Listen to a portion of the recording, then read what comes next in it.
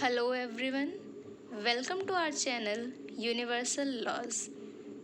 This is the fourth lecture of our series on research aptitude.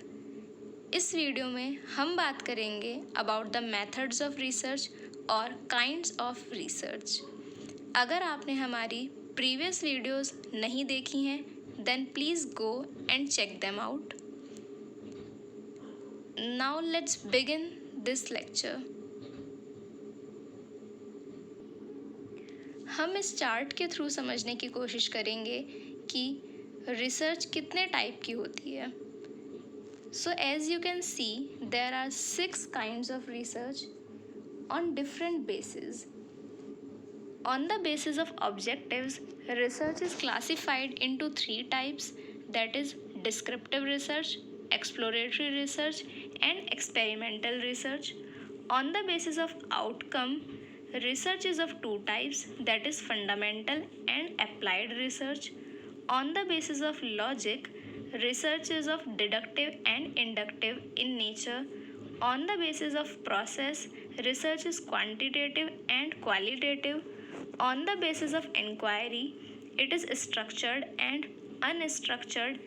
And last one is on the basis of idea or concept, research is conceptual or empirical.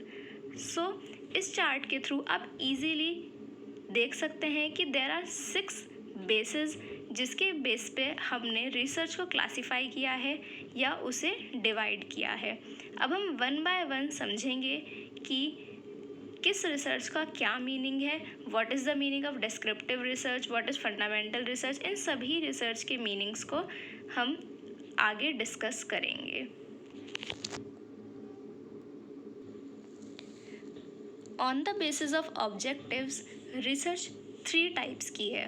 First one is descriptive research, second exploratory research and third is experimental research. Descriptive research का क्या मतलब है? जो word descriptive है वो अपने आप में ही समझा रहा है कि डिस्क्रिप्टिव मीन्स जहाँ कुछ डिस्क्राइब किया जा रहा है, किसी फिनोमिनन को डिस्क्राइब किया जा रहा है या किसी सिचुएशन के बारे में हम डिस्क्राइब कर रहे हैं. This research involves describing any particular event और एनी सिचुएशन और observing and drawing conclusions. Descriptive research का मतलब है जहाँ पर जो भी सिचुएशन आपके पास प्रेजेंटली है आप उसे ऑब्जर्व कर रहे हैं एंड उस सिचुएशन के बेसिस पर कुछ कंक्लूजन डिराइव कर रहे हैं. फॉर एग्जांपल सेंसस कंडक्ट किया जाता है, वो डिस्क्रिप्टिव रिसर्च है एक तरीके का. और द नेशनल सैम्पल सर्वेज, जो भी सर्वे कंडक्ट किए जाते हैं वो भी सब क्या है, एक तरीके से डिस्क्रिप्टिव रिसर्च है. बिकॉज वहाँ पर सिंपल केवल सिचुएशन को डिस्क्राइब किया जा रहा है, जो भी एग्जिस्टिंग सिचुएशन है उसके फैक्ट्स को फाइंड आउट किया जा रहा है. एज इन सेंसस में होता है कि डिफरेंट चीज़ों को कैलकुलेट किया जाता है कि what is the mortality ratio and different चीज़ों को वहाँ पर कैलकुलेट किया जाता है. तो बेसिकली सेंसस करते समय फैक्ट्स को फाइंड आउट किया जाता है और जो भी एग्जिस्टिंग सिचुएशन है उसे डिस्क्राइब किया जाता है. Okay, so this is a descriptive research जहाँ पर केवल डिस्क्राइब किया जा रहा है किसी पर्टिकुलर इवेंट को और एग्जिस्टिंग सिचुएशन को. Second one is exploratory research. Exploratory word जो यहाँ पर रिसर्च के वर्ड्स हैं वही आपको समझा रहे हैं कि उस रिसर्च में हम क्या करेंगे. एज एन डिस्क्रिप्टिव रिसर्च में हमने देखा कि डिस्क्राइब किया जा रहा है सिचुएशन को. सिमिलरली एक्सप्लोरेटरी वर्ड से ही समझ आ रहा है टू एक्सप्लोर और to investigate any area where little is known, यानी आप एक्सप्लोर कर रहे हैं. एक्सप्लोर करने का मतलब ही ये होता है कि कुछ ऐसा जिसके बारे में अभी आपको नहीं पता, उतनी नॉलेज नहीं है, आप उसे ढूंढ रहे हैं, फाइंड आउट करने की कोशिश कर रहे हैं. तो इस तरह के रिसर्च को एक्सप्लोरेटरी रिसर्च कहा जाता है. The purpose of this research is to clarify problems, to define certain terms and to develop any hypothesis. अपने प्रीवियस वीडियो में हम हाइपोथेसिस के बारे में डिस्कस कर चुके हैं and in upcoming video I will be discussing hypothesis separately. यहाँ पर हम ब्रीफ में देख लेते हैं कि हाइपोथेसिस का क्या मतलब होता है. So hypothesis means the relation of two variables which can be tested. दो वेरिएबल्स का एक इस तरीके का रिलेशन जिसे कि टेस्ट किया जा सकता है through experiments, that is your hypothesis. So exploratory research का बेसिक मीनिंग होता है कि जहाँ पर हमें किसी सिचुएशन के बारे में हम एक्सप्लोर कर रहे हैं, कुछ नए आइडियाज़ को फाइंड आउट कर रहे हैं। And basically in exploratory research हम यूज़ करते हैं सेकेंडरी डाटा का। What is secondary data? Secondary data means जो आपके पास लिटरेचर अवेलेबल है या फिर जो केस स्टडीज़ हैं उनके बेसिस पे आप डाटा कलेक्ट करते हैं और उस डाटा से अपनी रिसर्च करते हैं। So this type of research is exploratory research. Now third one is experimental research. What is experimental research? Experimental word ही अपने आप में सिग्निफाई कर रहा है दैट इस रिसर्च में हम क्या करेंगे? एक्सपेरिमेंट करेंगे, एक्सपेरिमेंट कंडक्ट कराए जाएंगे। It is designed in order to establish a causal relationship, that is cause and effect relationship between two variables। दो वेरिएबल्स के बीच में क्या कॉज एंड इफेक्ट रिलेशनशिप है, बेसिकली उस रिलेशन को फाइंड आउट करना ही एक्सपेरिमेंटल रिसर्च का मेन ऑब्जेक्टिव है। फॉर एग्जाम्पल लेट्स कंसिडर कि हमारे पास एक हाइपोथेसिस है, एक हाइपोथेसिस अवेलेबल है कि जो टीचिंग मेथड्स होते हैं, different type of methods of teaching होते हैं, तो डिफरेंट तरीके के टीचिंग मेथड्स का क्या इफ़ेक्ट पड़ता है upon the performance of students. Let's consider कि लेक्चर मेथड देने से स्टूडेंट्स की परफॉर्मेंस उतनी अच्छी नहीं होती जितना कि अगर उन्हें सेमिनार्स के थ्रू या फिर उन्हें एक्सपेरिमेंट्स के थ्रू अगर पढ़ाया जाए तो उनकी जो परफॉर्मेंस है वो बेटर होगी। सो ये एक हाइपोथेसिस अवेलेबल है कि द टाइप ऑफ टीचिंग और the method of teaching affect the performance of students. So this is a hypothesis where two variables are available. Variables क्या हैं? द फर्स्ट वेरिएबल इज़ कि students की performance कैसी है। The second variable is the method of teaching. So method of teaching और students की performance के बीच में क्या कॉज एंड इफेक्ट रिलेशनशिप है, इसी चीज़ को फाइंड आउट करना है experimental research. So experimental research में बेसिकली दो वेरिएबल्स का कॉज एंड इफेक्ट रिलेशनशिप को फाइंड आउट किया जाता है। सो ये हमारी three types of research on the basis of objective of research. Now we move forward to the second on the basis of outcome. Outcome means कि जो हम research कर रहे हैं उसका आउटकम क्या होगा, उसका रिजल्ट क्या होगा, उसके बेसिस पर रिसर्च को दो पार्ट्स में डिवाइड किया गया है। द फर्स्ट इज़ फंडामेंटल और बेसिक रिसर्च और pure research and second one is applied research. Fundamental, basic और प्योर रिसर्च का क्या मतलब है? The main purpose of this research is to add to the existing stock of knowledge. जो भी आपके पास पहले से नॉलेज अवेलेबल है उस नॉलेज में आप और नॉलेज को ऐड कर रहे हैं। This is the main objective, main outcome और main result of the fundamental research.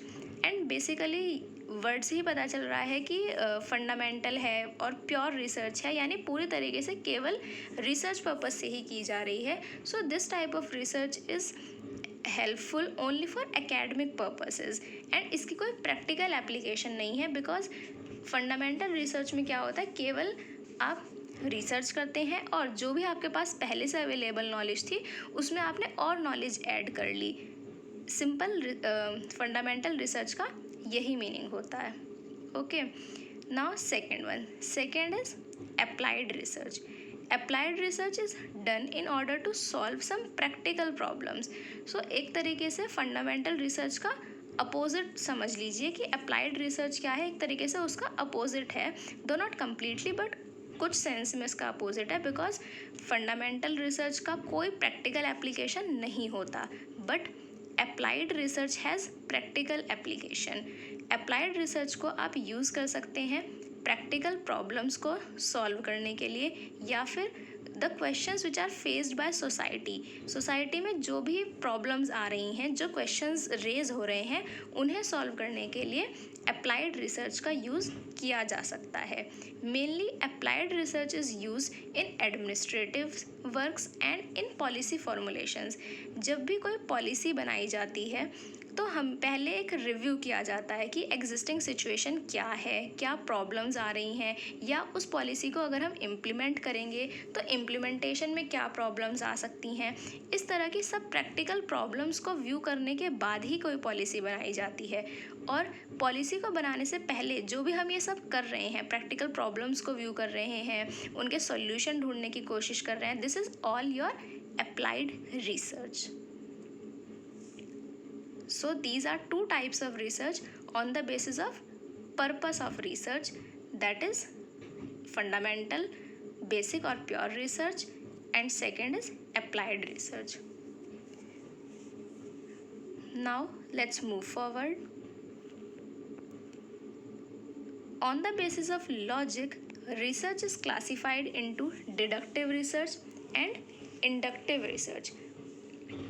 Research में क्या लॉजिक इन्वॉल्व है उसके बेसिस पे दो तरह की रिसर्च है, deductive research and inductive research.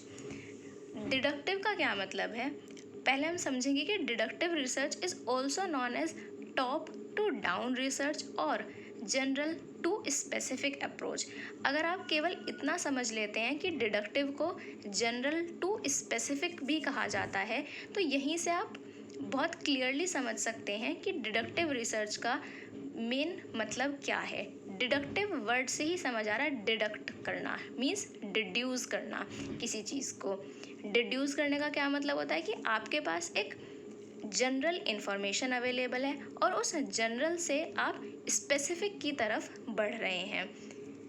पहले आप ये समझिए कि डिडक्टिव रिसर्च में 3 स्टेप्स इन्वॉल्व हैं. फर्स्ट वन इज़ कि एक हाइपोथेसिस आपके पास है which is based upon some theory और लिटरेचर रिव्यू के बेसिस पे एक हाइपोथेसिस आपके पास अवेलेबल है. उस हाइपोथेसिस के बेसिस पे आप डेटा कलेक्ट करेंगे और डेटा कलेक्ट करने के बाद या तो आप उस हाइपोथेसिस को एक्सेप्ट कर लेंगे कि हाँ जो आपके पास हाइपोथेसिस अवेलेबल था वो करेक्ट है, या फिर आप उस हाइपोथेसिस को रिजेक्ट कर देंगे. Let's take the example which I was discussing earlier कि जो स्टूडेंट्स की परफॉर्मेंस है वो अफेक्ट होती है by the method of teaching. ये एक हाइपोथेसिस हमारे पास अवेलेबल है. अब इस हाइपोथेसिस को टेस्ट करने के लिए हम डेटा कलेक्ट करेंगे. डेटा कैसे कलेक्ट कर सकते हैं, हम स्टूडेंट्स से उनकी परफॉर्मेंस को देखेंगे, स्कूल में जा कर के रिव्यू करेंगे. ओके, इस तरीके से हमने डेटा कलेक्ट कर लिया. अब उस डेटा को कलेक्ट करने के बाद और एनालाइज करने के बाद या तो ये होगा कि हमारी जो हाइपोथेसिस थी कि स्टूडेंट का जो परफॉर्मेंस है वो मेथड ऑफ टीचिंग पर डिपेंड करता है और मेथड ऑफ टीचिंग से अफेक्ट होता है, या तो ये हमारी हाइपोथेसिस सही साबित होगी कि हाँ ऐसा है, या फिर हो सकता है कि हमारी यह हाइपोथेसिस गलत साबित हो कि जो मेथड ऑफ टीचिंग है उसका कोई परफॉर्मेंस के ऊपर अफेक्ट नहीं पड़ रहा है. ये दो ही बातें हो सकती हैं. सो जो हमने ये रिसर्च करी, this is a deductive research because हमारे पास एक जनरल इन्फॉर्मेशन यहाँ पर अवेलेबल थी, एक जनरल हाइपोथेसिस अवेलेबल था और उस जनरल हाइपोथेसिस से हम स्पेसिफिक की तरफ बढ़े.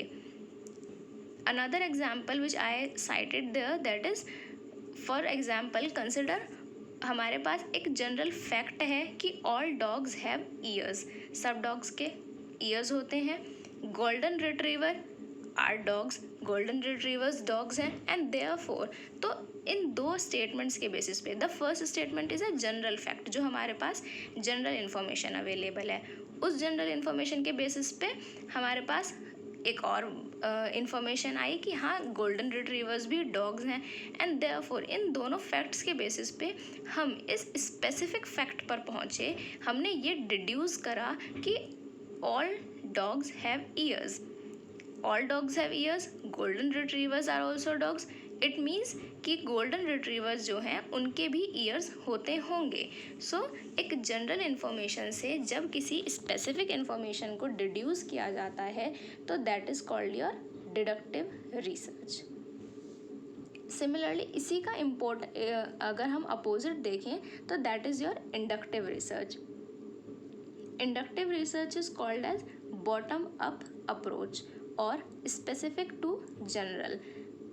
ठीक है, देखिए आप डिडक्टिव रिसर्च में जनरल से स्पेसिफिक की तरफ बढ़ रहे थे, जबकि इंडक्टिव रिसर्च में इसका अपोजिट हो रहा है, स्पेसिफिक से जनरल की तरफ जाया जा रहा है. किस तरह से? Golden retrievers have years. अब हमने जो ऊपर वाला एग्जाम्पल था उसी का अपोजिट एक तरीके से समझ लीजिए कि आपके पास इंफॉर्मेशन अवेलेबल है जो कि एक स्पेसिफिक इंफॉर्मेशन है कि गोल्डन रिट्रीवर्स जो हैं, जो एक स्पेसिफिक ब्रीड ऑफ डॉग्स हैं, दे हैव ईयर्स. तो आपके पास एक स्पेसिफिक इंफॉर्मेशन अवेलेबल थी.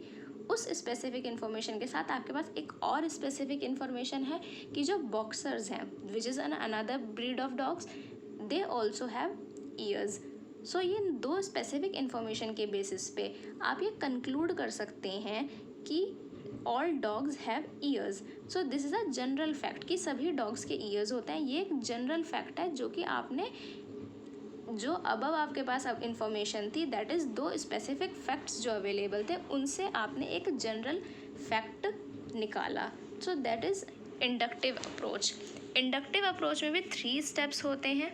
फर्स्ट इज़ कि आप ऑब्ज़र्व कर रहे हैं कि वर्ल्ड में क्या डिफरेंट फिनोमिनन हो रहे हैं. उन फिनोमिनन्स के बेसिस पे आपने एक पैटर्न को ऑब्ज़र्व करा. जैसे यहाँ इस एग्जाम्पल में भी आपने ये पैटर्न ऑब्ज़र्व करा कि गोल्डन रिट्रीवर्स के भी ईयर्स हैं, बॉक्सर्स के भी ईयर्स हैं. So this is a pattern. एक स्पेसिफिक पैटर्न आप ऑब्ज़र्व कर रहे हैं एंड उस पैटर्न के बेसिस पे आपने एक जनरल इंफॉर्मेशन निकाली, एक जनरलाइजेशन किया. So this is an inductive approach, inductive method. Okay, so आप बस ऐसा कीजिए कि इन वर्ड्स को याद रखें कि deductive means general to specific, जहाँ जनरल से स्पेसिफिक की तरफ जाया जा रहा है, and inductive means specific to general. अगर आपको सिर्फ ये 2 वर्ड्स इतना भी याद रहता है, सो आप इजीली एग्जाम्पल्स के थ्रू अपने आंसर को एलैबोरेट कर सकते हैं एंड समझ सकते हैं कि डिडक्टिव और इंडक्टिव का क्या मतलब है. Okay, so next is on the basis of process. Process के बेसिस पे 2 तरीके की रिसर्च है, that is quantitative and qualitative. Process किस चीज़ का? कि जो रिसर्च का प्रोसेस है, जो आप रिसर्च कर रहे हैं वो किस तरह से की जा रही है, उसका क्या प्रोसेस है, उसके बेसिस पे research is of 2 types, that is quantitative and qualitative. अब क्वांटिटेटिव वर्ड से ही पता चल रहा है कि क्वांटिटी यानी कि आप कुछ मेजर कर रहे हैं, किसी चीज़ की क्वांटिटी को मेजर कर रहे हैं या उसके अमाउंट को मेजर कर रहे हैं. यहाँ पर जैसे मैंने एग्जांपल लिखा है कि measuring the emission of carbon dioxide. Carbon dioxide के एमिशन को मेजर किया जा रहा है. जब उसे मेजर करेंगे तो कुछ वैल्यू आएगी हमारे सामने. सो this is a quantitative research, जहाँ पर कि डाटा को कलेक्ट किया जा रहा है किसी क्वांटिटी में. And second is qualitative research. Qualitative research क्या होती है? Which is concern with subjective attitude, behaviour, feelings which can't be measured in some value. That is your qualitative research. Mainly qualitative research को आप social sciences में use करते हैं. And qualitative research is mainly inductive in nature and quantitative research is deductive in nature. Next we come to on the basis of inquiry. Inquiry के basis पे 2 तरह की research है, that is structured and unstructured. Structured का मतलब कुछ structure किया हुआ है, मीन्स आपने कुछ पैटर्न या कुछ पहले से सोचा हुआ है, उसे एक डिज़ाइन बनाया हुआ है अपने माइंड में. सो स्ट्रक्चर्ड रिसर्च बेसिकली किया जाता है जहाँ पर कि जो ऑब्जेक्टिव्स, डिज़ाइन, सैम्पल्स और क्वेश्चंस ऑफ रिसर्च जो है प्री डिटर्मिंड है, मीन्स प्री स्ट्रक्चर्ड आपके माइंड में है. फॉर एग्जाम्पल जैसे कुछ इंटरव्यूज़ होते हैं. इंटरव्यू में क्या होता है, एक इंटरव्यू होते हैं इस तरह के जहाँ पर जो इंटरव्यूअर है उसने पहले से ही एक पेपर पे क्वेश्चंस नोट डाउन किए हुए हैं कि वो क्या क्या क्वेश्चंस जो है अपने जिसको वो इंटरव्यू करेगा उससे वो क्वेश्चंस पूछेगा. सो this is a structured interview जहाँ पर पहले से प्री डिटरमिंड है कि कौन से क्वेश्चंस पूछे जाएंगे. This is a structured pattern. For example, how many people have any particular problem. So हमें पता है कि हम ये फाइंड आउट करेंगे कि कितने लोगों को कोई प्रॉब्लम है, या how many people hold a particular attitude. यहाँ पर हाउ मैनी सुनकर आपको ऐसा लग रहा होगा कि ये स्ट्रक्चर्ड अप्रोच तो क्वांटिटेटिव रिसर्च जैसा है। सो यस, स्ट्रक्चर्ड अप्रोच जो है, जो स्ट्रक्चर्ड रिसर्च है, this is a quantitative research. यहाँ पर आप क्वांटिटी ही फाइंड आउट कर रहे हैं एक तरह से, बट चूंकि वो क्वांटिटी फाइंड आउट की जा रही है in a structured manner, in a predetermined manner, so it is known as structured research. Second is your unstructured research. Unstructured research is usually classified as a qualitative research. यहाँ पर क्या किया जा रहा है, किसी फिनोमिनन को study किया जा रहा है, या फिर कोई प्रॉब्लम है या कोई इशू है आपके सामने, उसका सॉल्यूशन निकालने की कोशिश की जा रही है, but in an unstructured manner. आपके पास पहले से कोई प्री डिटर्मिन्ड क्वेश्चंस नहीं है, कोई प्री डिटर्मिन्ड इस तरह से प्लान नहीं है। ये बहुत ही फ्लेक्सिबल अप्रोच है कि अगर आपको लगता है कि अब इस तरह से डाटा कलेक्ट करना चाहिए तो आप वैसे डाटा कलेक्ट कर लेंगे। सो this is flexible in all aspects of the research process.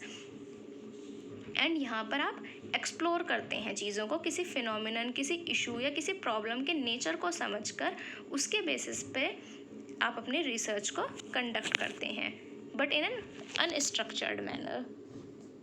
So these are two types of research on the basis of inquiry, that is structured and unstructured. On the basis of idea or concept, this is the last type of research. On the basis of idea or concept, there are two types of research, that is conceptual and empirical. Conceptual research का क्या मतलब है? It is used by philosophers and thinkers to develop some new concepts. Conceptual word से ही समझ आ रहा है कि नए कॉन्सेप्ट्स को डेवलप करना, या फिर जो पहले से ही एग्जिस्टिंग कॉन्सेप्ट्स हैं आपके माइंड में उन्हें इंटरप्रेट करना। This is conceptual research. Empirical research क्या होती है? Which is based upon some experience, observations, या जहाँ पर कुछ एक्सपेरिमेंट्स कंडक्ट किए जाते हैं, that is empirical research. Empirical research में 3 स्टेप्स होते हैं बेसिकली, कि जो रिसर्चर है फॉर्म्स अ हाइपोथेसिस। हाइपोथेसिस एक बनाई जाती है, उस हाइपोथेसिस के बेसिस पे डाटा को कलेक्ट किया जाता है, and to find out the effect of one variable over the other variable, that is a cause and effect relationship को फाइंड आउट किया जाता है। As similarly in the case of experimental research, जैसे आप cause and effect relationship को find out करते हैं, ऐसा ही कुछ एम्पेरिकल रिसर्च में भी किया जाता है। So in today's video we discussed about the methods of research और the kinds of research. Here now our video comes to an end, and if you guys like this video, then please subscribe our channel, do hit the like button and share this video as much as you can. Thank you.